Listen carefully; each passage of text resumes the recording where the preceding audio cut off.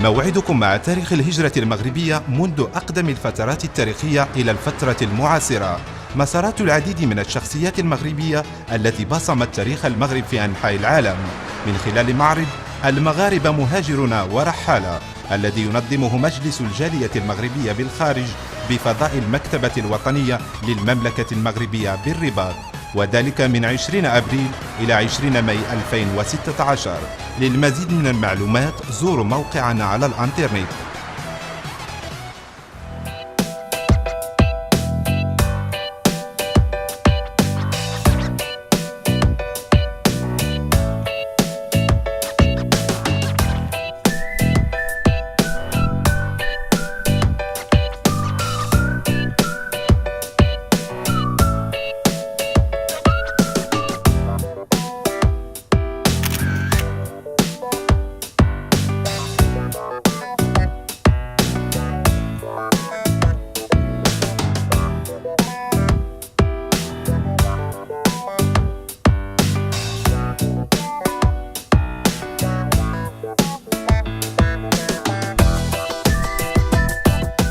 L'exposition Marocains, migrants et voyageurs est une exposition organisée par le Conseil de la communauté marocaine à l'étranger en partenariat avec la Bibliothèque nationale du Royaume du Maroc à Rabat. C'est une exposition qui est programmée du 20 avril au 20 mai et c'est une exposition qui est inspirée du livre intitulé du même titre, Marocains, migrants et voyageurs, et qui est le fruit d'un travail d'intellectuels, historiens, artistes, chercheurs marocains et étrangers.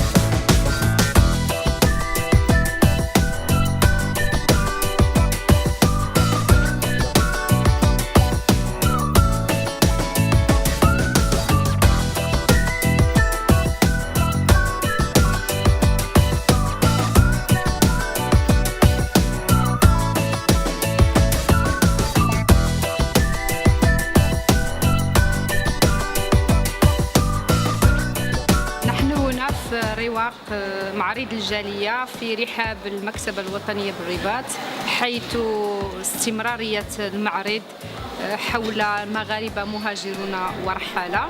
ونحن هنا أيضا في زاوية أنا شخصيا كانت لي مساهمة في الكتاب الذي أصدره مجلس الجالية، الزاوية الخاصة بالرحالة والمبعوثين في مطلع العصور الحديثة.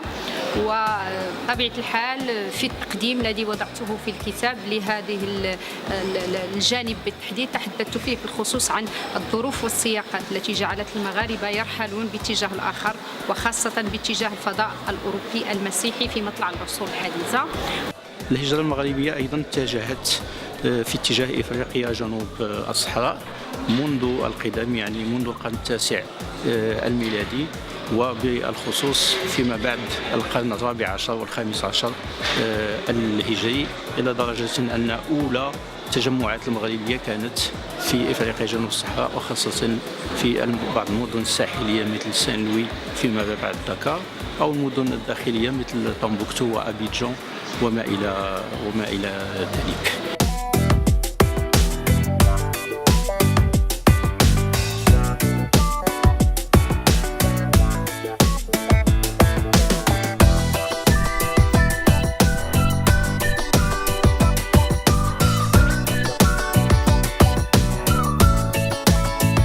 هذا المعرض هو ثمرة مجهود سنوات شاركت فيه مجموعة من الباحثين، المغاربة والأجانب أيضا، واستطاعوا أن يخرجوا يعني كتاب فيه الكثير من الأعلام المغربية منذ أقدم العصور، يعني منذ التاريخ القديم، من شخصية أيوب الثاني، واستمر للحديث أيضا عن المغاربة المهاجرين اليوم في بلاد المهجر مغاربة العالم.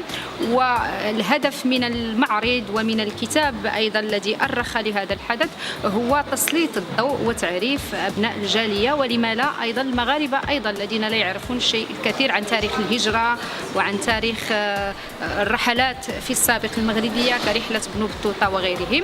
إذا الآن نشاهد على أن الهجرة المغربية انتقلت بنا الموضوع المغاربة إلى مغاربة العالم، وأصبحنا نرى على أن هناك يعني أطر سياسية، نخب ثقافية، قيادات سياسية في بلاد المجر، رياضيين، فنانين إلى آخره، وكلهم ينتمون إلى ما نسميهم حاليا بمغاربة العالم. كل هذا الأمر دفع بمجلس الجالية إلى إصدار كتاب شارك فيه العديد من الباحثين من مختلف التخصصات: تاريخ، جغرافيا، أنثروبولوجيا، علوم سياسية، سوسيولوجيا. وقد صدر هذا المؤلف منذ أقل من شهر لدى النشر.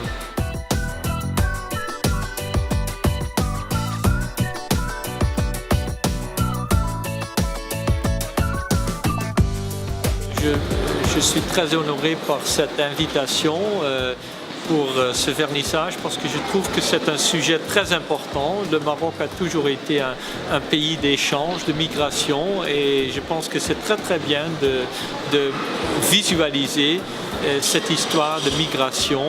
Je trouve que c'est très réussi, il y a de belles images et de bonnes histoires. Je suis aussi très content qu'on a mis en valeur la migration entre le Maroc et les Pays-Bas. Pour moi, c'est une exposition très riche qui m'a aussi fait découvrir des aspects pour moi encore inconnus de cette histoire migratoire.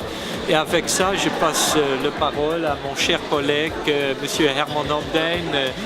Ce qui m'a frappé dans cette exposition, c'est que trop souvent, comme historien, on a l'impression qu'il y a eu beaucoup de gens qui sont allés au Maroc au cours des siècles. Il y a beaucoup de récits qui sont connus en France, en Hollande.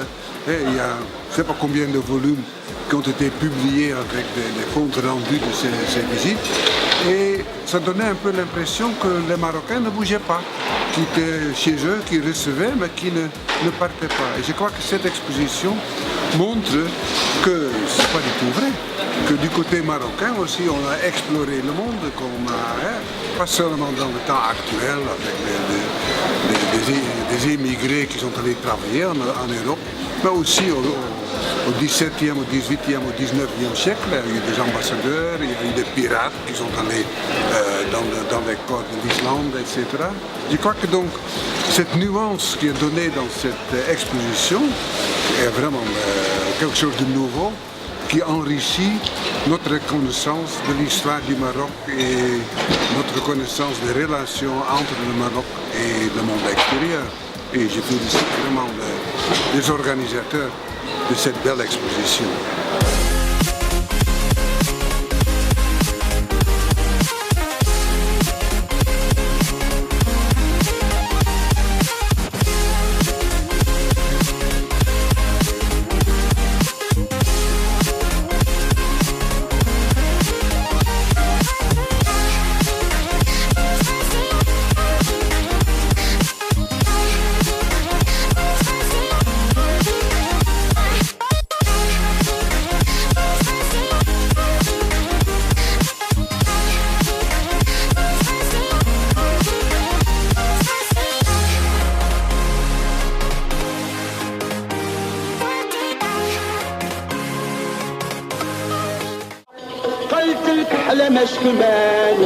حبيرتك اللي يفوزوا بيك القمانية بلاد.